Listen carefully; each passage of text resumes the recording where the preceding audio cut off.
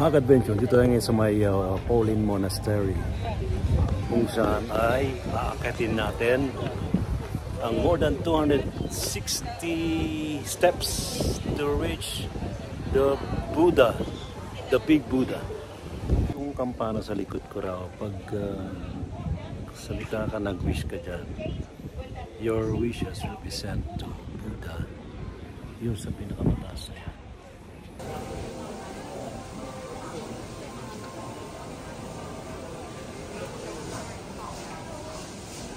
Dito tayo sa Lukshang Temple. Ayan, ito yung dinadayo ng mga deboto ng Buddhism and mga turista sa iba't ibang panig ng mundo.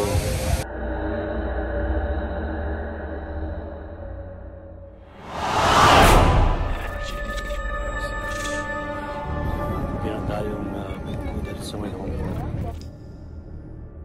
You can offer prayers. Wala namang mawawala nila. Flowers. They also burn incense.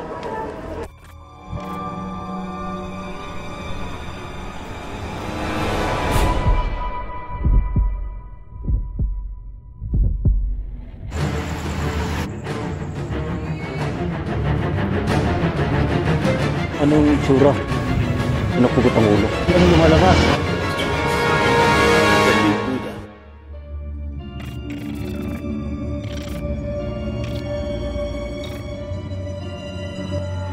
Mga kamisteryo, ngayong gabi ito pag-usapan natin tungkol sa Buddha Consciousness. Ano ba ito? Ito ba ay kayang maabot ng sinuman? Ito bang kamalayang ito ay makakatulong sa ating buhay, sa ating kapwa, at sa pangkalatan sa buong sanlibutan? Ating pag-usapan ang tungkol sa Buddha Consciousness. Ano ang kaibahan nito sa ibang spiritual practices? Ito ba ay maaring makalabag sa ibang pananampalataya, sa ibang paniniwalang spiritual? Namaste, hello, si KJ nga po pala ito. At samahan niyo po kami muli sa Gabi ng Misteryo with Sir Ray T. Sibayan.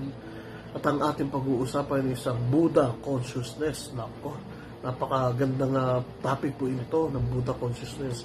At maraming tao na nasa spiritual ang gustong ma-attain or maabot ito. Ngunit, paano nga ba ito magagawa? Magandang gabi po sa lahat ng mga kamisteryo ni Ray Sibayan. Dr. Jubilas sana po ito.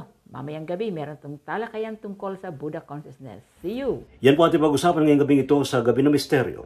10 to 11 p.m. sa DZRH. Walang absent. See you! Talagayang kababalaghan, pananaliksik sa kapangyarihan ng isipan, pagpapakita ng mga nilalang, inyong matutunghayan sa Gabi ng Misteryo.